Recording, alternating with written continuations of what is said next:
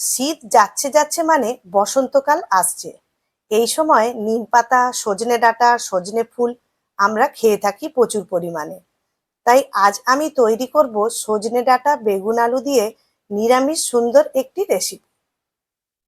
নমস্কার বন্ধুরা, আমি মৌসুমি উইথ মৌসুমি চ্যানেলে সবাইকে স্বাগত।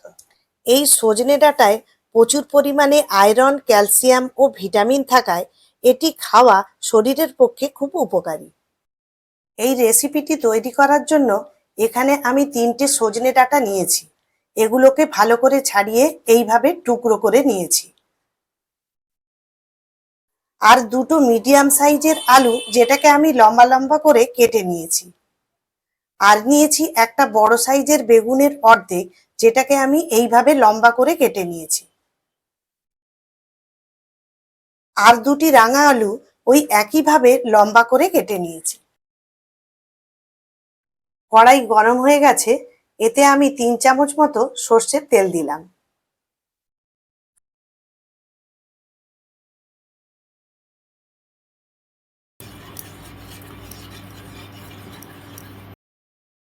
এখানে আমি 6-7টি বিউলির ডালের বড়ি নিয়েছি। এগুলোকে এবার আমি ভেজে নেব।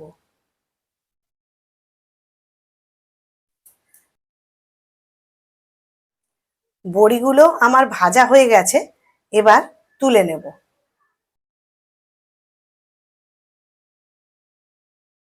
ওই তেলের মধ্যেই কেটে রাখা বেগুনগুলোকে দিয়ে হালকা করে ভেজে নেব।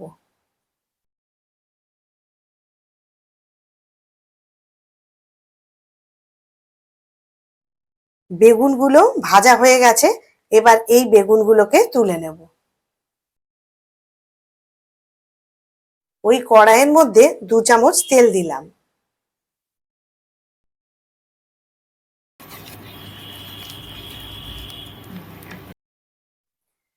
এবার হাফ চামচ জিরে, হাফ চামচ রাঁধুনি, একটা শুকনো লঙ্কা আর একটা তেজপাতা ফোড়ন দিলাম।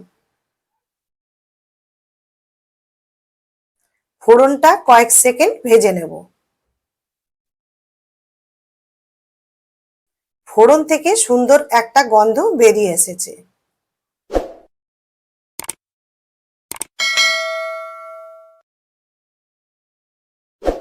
এবার এতে কেটে রাখা আলুগুলো দিয়ে দেব। আর দিয়ে দেব কেটে রাখা রাঙা আলু।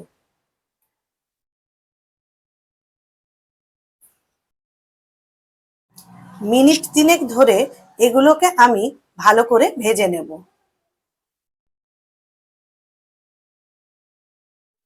একটা মিক্সার গ্রাইন্ডারের মধ্যে হাফ চামচ গোটা জিরে, হাফ চামচ রাঁধুনি, হাফ ইঞ্চি আদার টুকরো আর 2টি কাঁচা লঙ্কা ও সামান্য একটু জল দিয়ে একটা পেস্ট তৈরি করে নেব।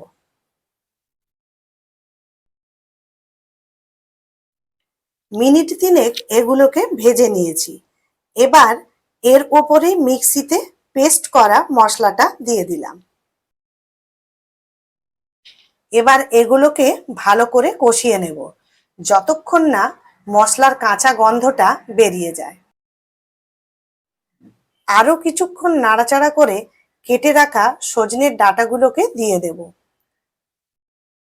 আর সমস্ত সবজিগুলোকে ভালো করে মিশিয়ে নেব।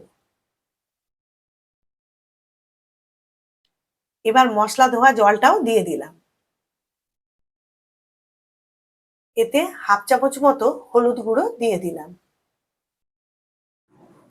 এবার ভালো করে নাড়িয়ে নিয়ে ভেজে রাখা বেগুন আর বড়িগুলো দিয়ে দেব।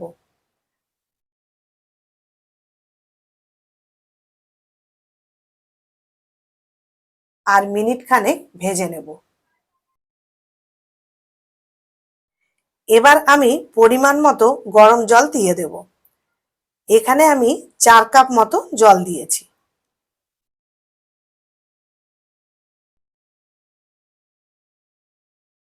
এতে আমি 1 চামচ মতো লবণ দিয়ে দিলাম। যেহেতু এটা নিরামিষ রান্না, তাই স্বাদটাকে ব্যালেন্স করার জন্য হাফ চামচ চিনি দিয়ে দিলাম। এই রান্না খুব সুস্বাদু হয়। এবং স্বাস্থ্যের পক্ষে খুবই উপকারী। যাদের high blood pressure, sugar, cholesterol আছে তাদের এই সজনের ডাঁটা অত্যন্ত উপকারী। এবার এটা আমি 5 মিনিটের জন্য ঢাকা দিয়ে দেবো।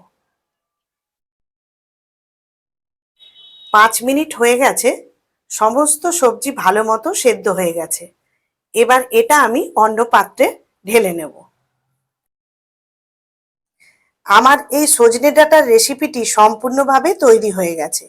যদি এই রেসিপিটি আপনাদের ভালো লেগে থাকে তাহলে লাইক করবেন এবং শেয়ার করবেন প্রিয়জনদের।